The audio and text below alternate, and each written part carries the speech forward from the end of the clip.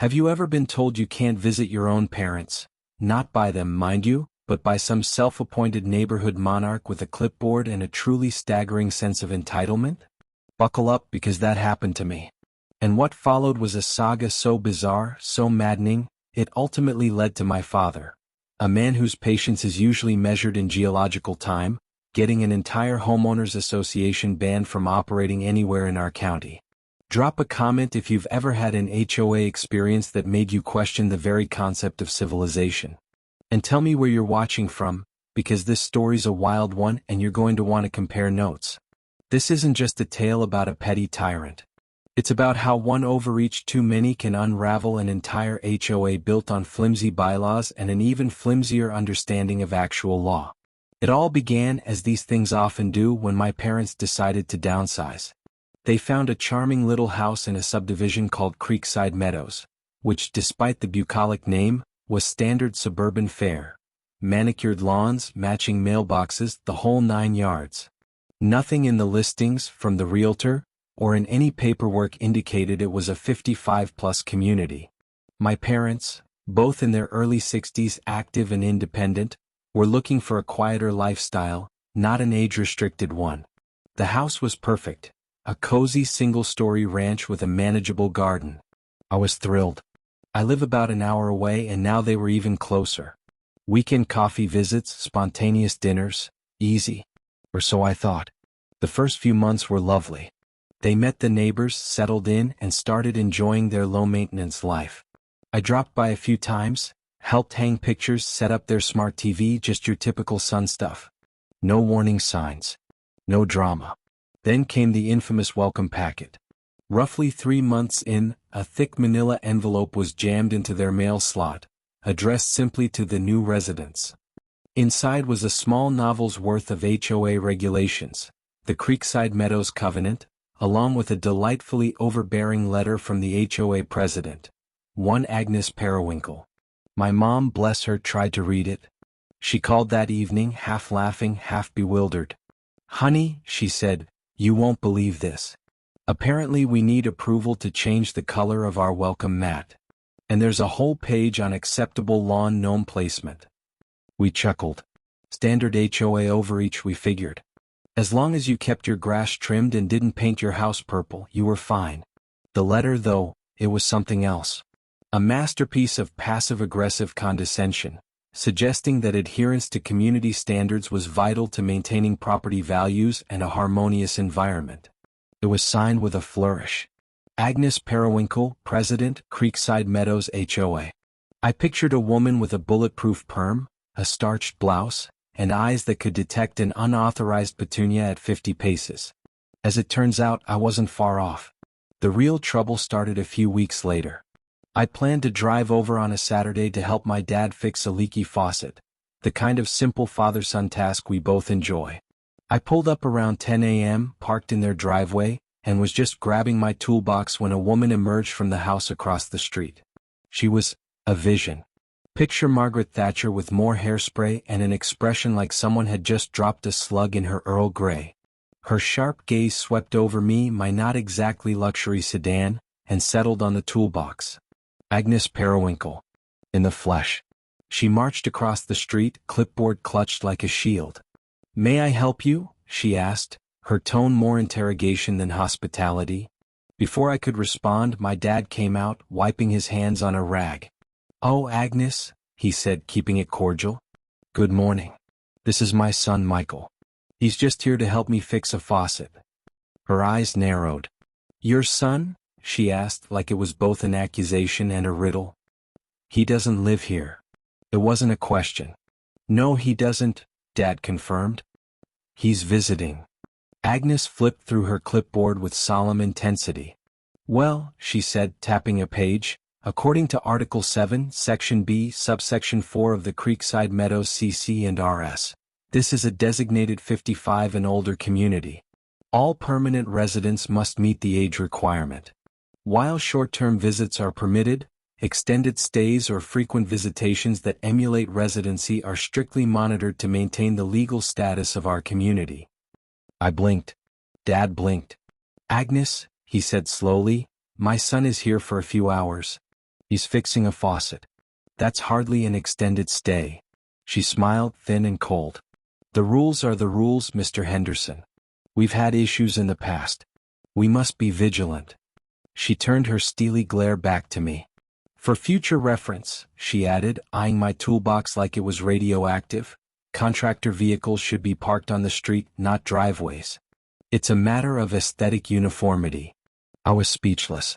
I wasn't a contractor. I was their son. And apparently fixing a faucet now constituted a threat to the character and legal status of the neighborhood. Dad, ever composed, managed a stiff, "Thank you for the clarification, Agnes. Michael will be gone this afternoon." She gave a curt nod. "See that he is. We wouldn't want any misunderstandings." And then she spun on her heel and marched back to her house, leaving behind a chill that lingered in the morning air.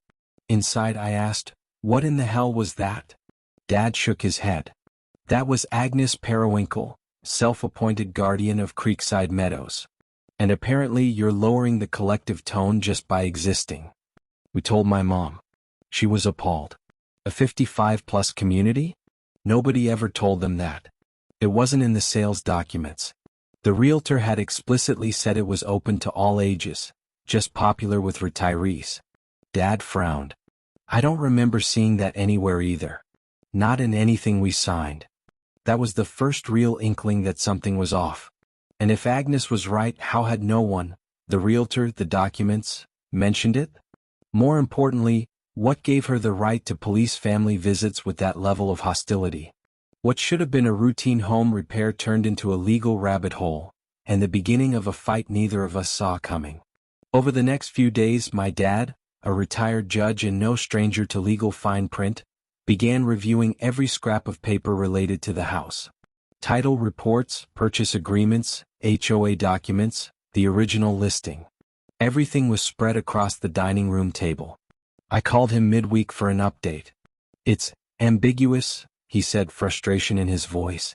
"The listing says nothing about age restrictions. The purchase agreement is standard. But buried deep in the HOA documents, page 47, tiny font, there's a clause that says the community aspires to qualify under the Housing for Older Persons Act, HOPA. It encourages residents to be 55 or older." "Encourages," I repeated. "Exactly. It doesn't say it's a legally compliant 55-plus community. And it doesn't lay out the kind of visitation rules Agnes threw at us." This was a crucial distinction. Under HOPA, a community can qualify for exemption from fair housing laws regarding age, if 80% of units are occupied by at least one person 55 or older, and if the community actively demonstrates that intention. Aspirations don't count. Encouragement isn't enforceable law. "So she's overstating her authority?" I asked. "To put it mildly," Dad said. "But here's the catch. Challenging her would mean going through the HOA's grievance procedures, which I strongly suspect are overseen by Agnes herself." Classic catch-22. The next weekend I visited again, not out of defiance. Not yet. My mom had invited me for Sunday lunch. This time I parked on the street. It was a petty concession, sure, but I wasn't there to start a fight. I just wanted to see my parents. I'd been inside their house no more than 20 minutes, chatting over coffee, when a sharp knock shattered the calm. Agnes was back. This time she brought backup, a nervous-looking man with a notepad clutched like a lifeline. A witness? A scribe? Either way, the message was clear. This was no social call. Agnes' expression was even more severe than before, her lips pressed into a line so tight it could cut glass. In her hand, she held a piece of paper with all the menace of a court summons. "Mr. and Mrs. Henderson," she began, her voice laced with the self-importance of someone who thinks they were born to issue edicts, "I issued a verbal warning last week regarding visitation policies. It appears that warning was not heeded." My father stepped forward, calm but steely. "Agnes, my son is here for lunch. He's a guest, not a resident. What's the issue?" Agnes thrust the letter at him like a gauntlet. "The issue, Mr. Henderson, is that Creekside Meadows is a community for persons 55 years of age or older. Your son," her eyes cut to me with barely concealed disdain, "is clearly not 55. His repeated presence constitutes a violation of the community's established rules and character. This is an official written warning. A copy will be placed in your permanent file. My mother gasped. A permanent file? For visiting our son? Agnes didn't even flinch. Furthermore, she continued, raising her voice, until your son can provide verifiable proof of being 55 or older, or the HOA grants a time-limited exemption for compassionate care purposes, which requires extensive documentation, he is no longer permitted on Creekside Meadows property. Any further unauthorized presence will be considered trespassing. Law enforcement will be involved. This wasn't just overreach. It was a ban. A ban on seeing my parents. Because I wasn't old enough. You can't be serious, I snapped. You're banning me from my own parents' house? They own it. This is a public street. Agnes sniffed. The streets are private roads maintained by the HOA. The covenants your parents agreed to give the board authority to enforce these rules. It's all in the documents, assuming they were read thoroughly. Her eyes flicked toward my father. A subtle challenge. Dad took the letter, his face unreadable. Agnes, he said quietly but firmly, you're treading on very thin ice. I suggest you and your associate return to your duties. We'll review this communication. The nervous man beside Agnes gulped audibly. Agnes, however, straightened with pride, turned on her heel and marched off, clipboard in hand, her companion scurrying after her like a loyal scribe. We stood there in silence. Mom's roast chicken, which had been filling the house with comforting warmth, now seemed to mock the tension in the air. Lunch was ruined. That letter wasn't just condescending, it was calculated. It cited various articles and subsections of the CC and RS, making Creekside Meadows' supposed 55-plus status sound like federal law carved in granite. It threatened fines, liens, even criminal trespass for future violations. My mother was shaken. This is insane, Robert, she said, voice trembling. She can't actually ban Michael from our home. Can she? Dad, always the calm one, even after decades on the bench, was visibly furious. He reread the letter, his jaw tight. She thinks she can, Eleanor. That's the problem. This document is full of half-truths and overreach. But it's designed to scare people into submission. Then he turned to me. Michael, I know this is infuriating, but don't visit again until we figure out our next step. The last thing we need is a bogus trespassing charge complicating things. It killed me to agree. But he was right. I wasn't going to put my parents in the crosshairs of Agnes Periwinkle's personal crusade. Still, the idea of this woman dictating my relationship with my family lit a fire in me. This wasn't about lunch anymore. It was about principle. Over the next week we got to work. Dad, ever the methodical judge, dove into legal research. Old law texts, online databases, and a few quiet calls to colleagues who specialized in property law and HOA disputes. I became the amateur investigator, digging into the foundations of Creekside Meadows. Step 1. Was Creekside Meadows even legally a 55-plus community? According to the Housing for Older Persons Act, HOPA, a community must meet strict federal guidelines to claim that status, such as proving at least 80% of units are occupied by someone 55 or older, conducting regular age verification and publicly advertising itself as such. So, I started combing through county records, zoning documents, and developer filings. And I found nothing. No HOPA certification. No county approval. No indication, anywhere, that Creekside Meadows had ever been officially designated a 55-plus community. Just standard subdivision plans, building permits, and a vague aspiration, buried deep in the HOA documents about wanting to eventually qualify under HOPA. In legal terms, that aspiration meant absolutely nothing. Meanwhile, Dad was uncovering even more ammunition. He'd requested the HOA's incorporation paperwork from the Secretary of State's office. There's no mention, he said during one of our evening calls, of the HOA being created to enforce age restrictions or to operate as a 55-plus community. It's registered as a standard nonprofit, tasked with maintaining common areas. That's it. Even more damning, he added, if they want to enforce HOPA-level rules, they'd need to provide proof that they meet the law's strict requirements, proof they clearly don't have. Otherwise, they're discriminating based on age, which is a big Fair Housing Act no-no. So not only was Agnes overreaching, she was potentially putting the HOA in serious legal jeopardy. The picture was becoming clear. Creekside Meadows was not legally what Agnes claimed it to be. Her supposed authority wasn't just inflated, it was fabricated. She was running the HOA like a personal fiefdom, weaponizing vague covenants and imagined laws to bully her neighbors into submission. But she had made one very big mistake. She underestimated my father. And she underestimated me. This wasn't over.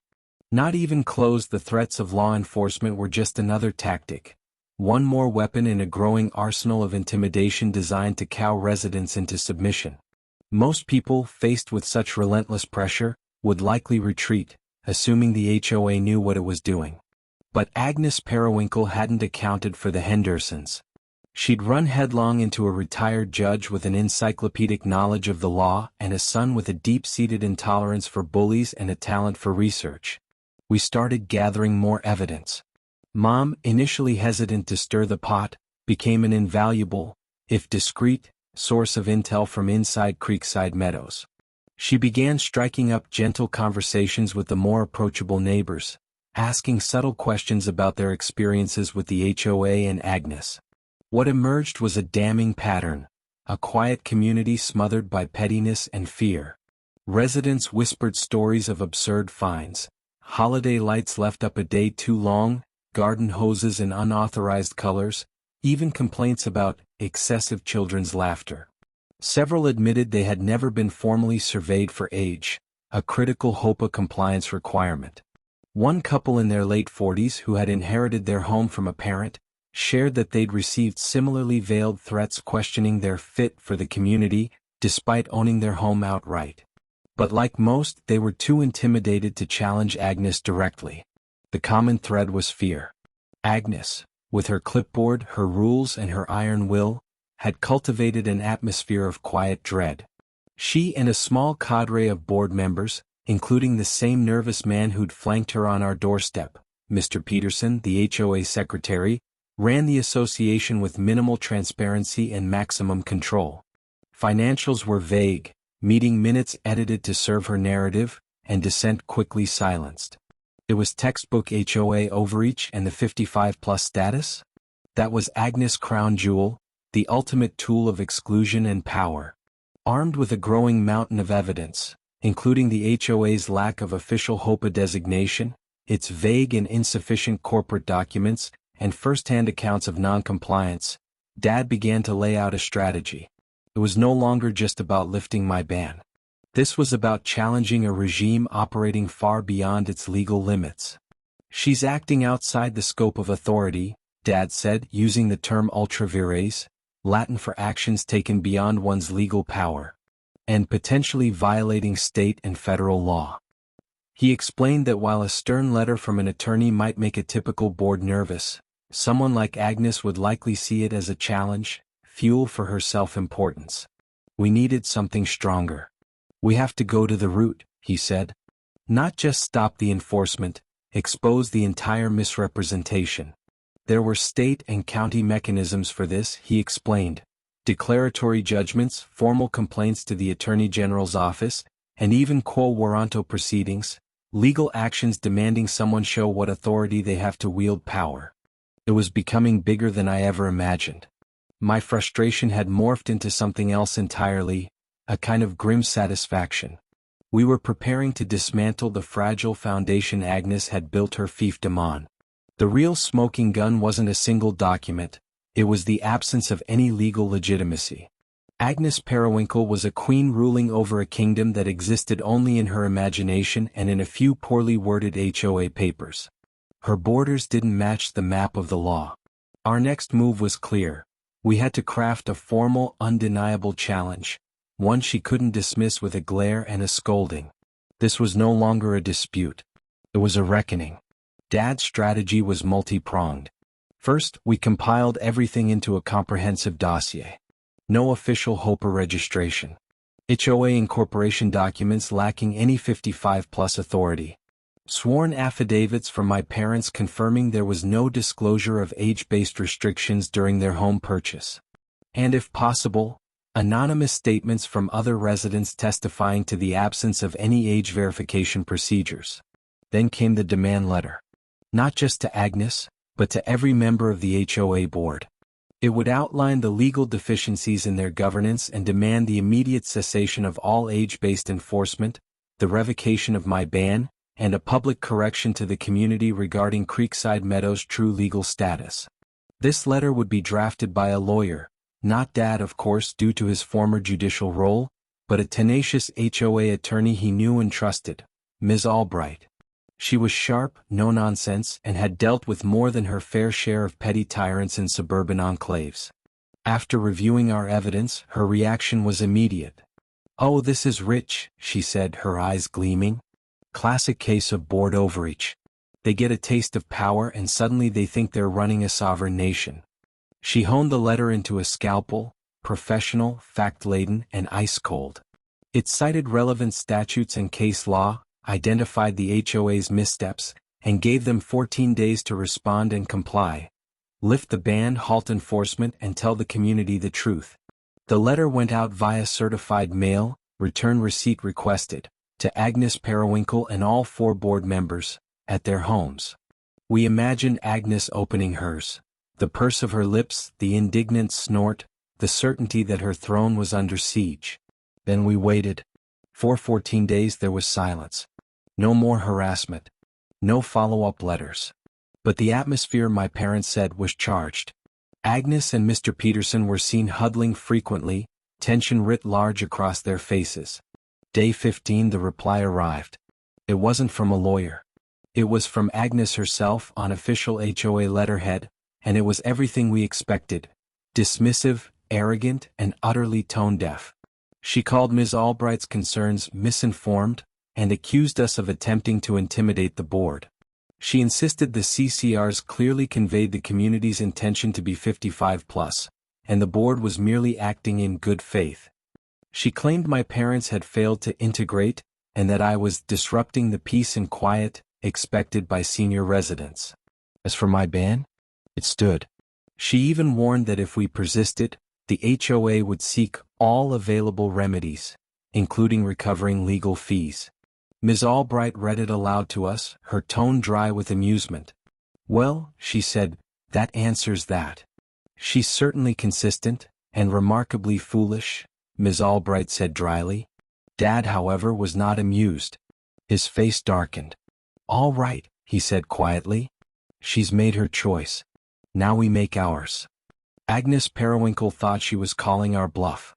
What she didn't realize was that she wasn't just brushing off a disgruntled resident. She was waving a red flag in front of a bull. And that bull happened to be a retired judge with an expert's knowledge of the legal china shop she was stomping through. Her arrogant dismissal was exactly the misstep we needed to escalate. The gloves were off. By doubling down on her imagined authority, Agnes had handed us a perfect pretext to take this to the next level, a level she clearly didn't understand. She thought she was defending her tiny fiefdom. In reality, she was signing its death warrant. The next stop, the county. Ms. Albright, with extensive input from Dad, prepared a formal complaint to the county commission. While my ban had started this, the document focused on deeper systemic failures in the Creekside Meadows HOA. Misrepresentation of HOPA compliance. The HOA falsely claimed to be a 55+ community without any registration or certification at the county or state level. Failure to meet operational HOPA standards. No regular age verification surveys, no formal disclosures to buyers. Ultra vires actions. Enforcement of rules, like my visitor ban, based on a non-existent legal status, possibly in violation of the Fair Housing Act. Culture of intimidation and opaque governance. Agnes Periwinkle and her inner circle ruled with fear, transparency be damned. Potential financial improprieties. If HOA funds were being used to defend unlawful practices or issue improper fines, that was yet another red flag. The petition asked the Commission to launch a formal investigation into the HOA's legal standing, compliance with state law, and adherence to fair housing guidelines. It also requested an interim injunction barring the enforcement of any age-based rules until the legal status could be clarified. Importantly, it noted that if the HOA was found to be acting outside its charter, especially in ways that harmed residents, the county could seek serious remedies. This included revoking the HOA's right to operate, appointing a receiver, or even petitioning for dissolution. In other words, banning them from the county was no longer just a fantasy. It was now a legally framed possibility. We attached everything: the flimsy CC and RS, the lack of public filings, Agnes's threats, her condescending letter to Ms. Albright, sworn statements from my father, and even a discreet, anonymized testimony from another resident who'd been quietly pressured about their age. The complaint was filed. Certified copies were sent to Agnes and the board. This time we didn't expect smug dismissal. We expected panic. And we got it. The county commission, normally occupied with zoning disputes and utility budgets, took the complaint seriously. A rogue HOA possibly violating federal housing law was rare and troubling. The fact that it came through a respected attorney and a retired judge gave it weight. They scheduled a preliminary hearing. Agnes Periwinkle and the Creekside Meadows HOA were summoned. Agnes had always seen us as a minor nuisance. Now she was facing formal scrutiny from the government. Dad was stoic, Mom was hopeful but anxious, and I was a jittery cocktail of nerves and grim satisfaction. Agnes wouldn't back down. Her entire identity was built around ruling Creekside Meadows. We expected deflection, posturing, maybe even victimhood. Ms. Albright briefed us. Let her talk. The more rope she takes, the better for us. Hearing day. The commission chamber was plain, wood-paneled, a bit musty, smelling faintly of floor wax and old coffee. A few curious Creekside Meadows residents had shown up, nervous but intrigued. Agnes arrived with Mr. Peterson, her nervous secretary. She wore what she probably considered a power suit, navy blue, stiff shoulders, a bursting briefcase in hand. Notably, she had no lawyer with her. Classic Agnes. She believed her presence alone could carry the day. Commissioner Davies, a no-nonsense man with a gavel and a tired expression, opened proceedings. Ms. Albright spoke first, calm, direct, and precise. She laid out the HOA's lack of legal status, its failure to comply with HOA requirements, and the discriminatory enforcement actions. This wasn't just about us. It was about governance by intimidation. Then it was Agnes's turn. She launched into a monologue, casting herself as the tireless guardian of community standards, upholding the peace of a mature neighborhood. She waved the CC and RS like they were gospel. She accused my parents of being disruptive and me of disturbing the community's quiet with my visits. Davies cut through her theatrics. Ms. Periwinkle, has the HOA ever applied for or received HOPA certification from any government body? Agnes hesitated. It is our documented intent, she insisted. The CC and RS state our aspiration. But do you have certification, yes or no? We conduct ourselves as a 55-plus community, she replied vaguely. Our residents appreciate the serenity. Commissioner Evans leaned forward. Are you aware, Ms. Periwinkle, that enforcing age-based restrictions without formal HOPA compliance may violate the Fair Housing Act and expose your board to serious legal liability? Agnes scoffed. We're just preserving what everyone agreed to when they bought here. And then she made her fatal mistake. She turned to my father in the gallery and snapped, some people like Mr. Henderson, who should know better, think they're above the rules. A gasp rippled through the room. Insulting a retired judge, especially in front of a government panel, was spectacularly poor judgment. Commissioner Davies's voice dropped an octave. Miss Periwinkle, Mr. Henderson's background is not under review. What is under review is the legality of your HOA's conduct. And your answers today have been evasive and deeply troubling. He turned to Mr. Peterson. As secretary, are you aware of any formal HOPA certification? Peterson blanched. No, sir. Not a certification per se. Miss Periwinkle has always, handled those things. Agnes glared daggers at him. But it was too late. Davies spoke clearly and firmly. This commission finds sufficient grounds to refer this matter to the county attorney's office for formal investigation. Until that review is complete, Creekside Meadows HOA is hereby ordered to immediately cease and desist from enforcing any age-based restrictions on residency or visitation. My ban was lifted, pending the final outcome. Agnes sat frozen, her face twisted in disbelief. She had arrived expecting to silence a rebellious family. Instead, she had watched her power begin to crumble under the weight of law and logic. And it was only just beginning. She opened her mouth to object, but Commissioner Davies silenced her with a sharp rap of the gavel. This hearing is adjourned. The room seemed to vibrate with an unspoken truth. Agnes Periwinkle had just encountered a force far greater than her own, the rule of law. And it was only the beginning of her unraveling. The county attorney's investigation moved with unexpected speed and diligence. With our meticulously prepared dossier as a foundation, and Ms. Albright readily providing any additional documentation requested, the investigation was thorough. Subpoenas were issued for the HOA's financial records, 5 years of meeting minutes, and all correspondence related to the so-called 55-plus policy. What they uncovered went far beyond misrepresentation. It veered into gross negligence and possibly outright fraud. Agnes and her compliant board hadn't merely aspired to 55-plus status. They had falsely presented it as fact in informal communications with realtors, including promotional language clearly implying legal compliance. Thankfully, my parents' realtor hadn't been among the misled, but others had. Crucially, no formal steps had ever been taken to achieve official HOA certification. No surveys, no filings, no documentation, just smoke and mirrors. Worse still, the financial records painted a disturbing picture. Forensic accountants flagged a number of questionable expenditures, including repeated mailings of warning letters, most targeting residents who had challenged Agnes, and inflated payments to a landscaping consultant, her nephew, who billed for services often never rendered. The meeting minutes were predictably sanitized. Any dissent had been scrubbed clean, replaced with a facade of unanimous agreement. Then there was Mr. Peterson, the beleaguered HOA secretary. Interviewed separately, he reportedly broke down and confessed that Agnes effectively dictated everything, while the other board members stood by, too intimidated or too indifferent to resist. He even admitted she had pressured him to fabricate violations against residents she disliked. 2 months after the initial hearing, the county attorney's report was released during a public session. My father, Ms. Albright, and I were present.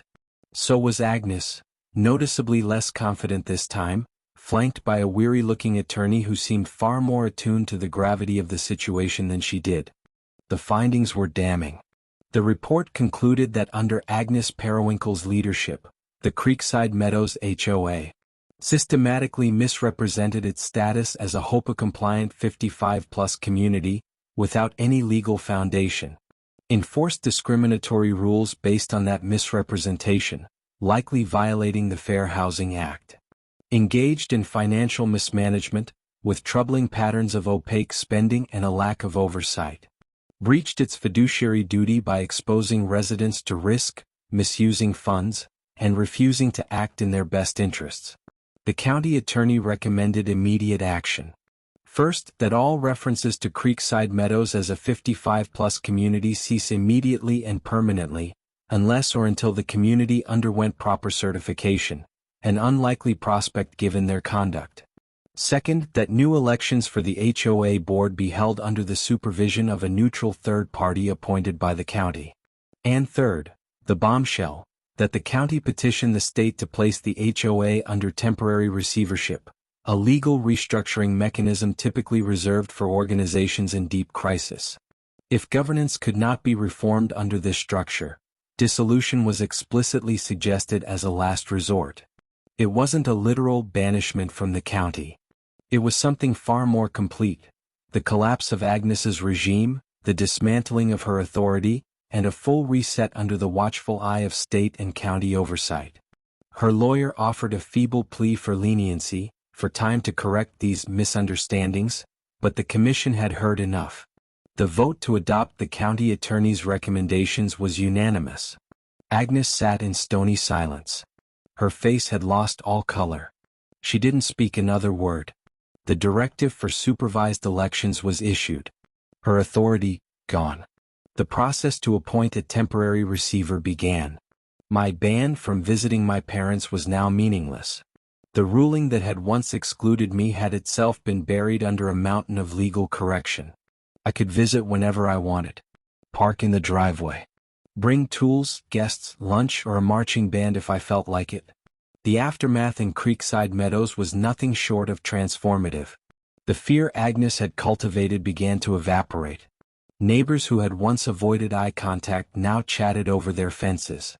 When the supervised elections were held, a new board emerged, reasonable, competent residents who genuinely wanted to serve the community, not rule it. My father, initially hesitant to stay involved, was persuaded to act as an informal advisor during the transition. With his legal insight and calm presence, the new board worked with the county-appointed receiver, a retired city manager with a background in institutional reform, to clean up Agnes's mess. The CCRs were rewritten. Ambiguous and unenforceable clauses were removed. Transparent budgeting practices were implemented. The focus shifted from petty control to actual community improvement. As for Agnes, she became a ghost in her own neighborhood. Her clipboard was retired. The infamous navy blue power suit, presumably relegated to the back of her closet. Some neighbors whispered that she had quietly listed her house. Whether she left Creekside Meadows or sought another small empire to mismanage, I honestly don't know. Or care. Her downfall was poetic justice. Arrogance. Miscalculation. And a total underestimation of the family she tried to strong-arm. She picked the wrong people to mess with, people who knew the law, knew the system, and had the stubborn resolve to see this through not just for ourselves but for everyone. My parents are finally happy in Creekside Meadows. The lawns are still neatly trimmed, the mailboxes still match, but something essential has changed. The air feels lighter. The residents, freer. The story of Agnes and the great HOA reckoning has become a kind of legend. A cautionary tale about the dangers of petty power, the importance of due process, and the extraordinary impact of one well-argued legal petition. My father never banged a gavel or issued a decree. He didn't need to. By leveraging the law, he forced the county to dismantle a corrupt power structure root and stem. And that quiet, thorough, relentless justice is far more devastating to a paper tyrant than any explosion. If you're facing your own HOA nightmare, remember our story. Do your homework. Know your rights. Build your case. And never be afraid to challenge authority that rests on nothing but bluster and bad paper. Because sometimes the pen, when backed by a clear-eyed lawyer, a thick file of evidence, and an unshakable sense of what's right, is mightier than the clipboard. Thanks for reading. And if you've got your own HOA horror story, drop it in the comments. It's good to know we're not alone in the suburban trenches.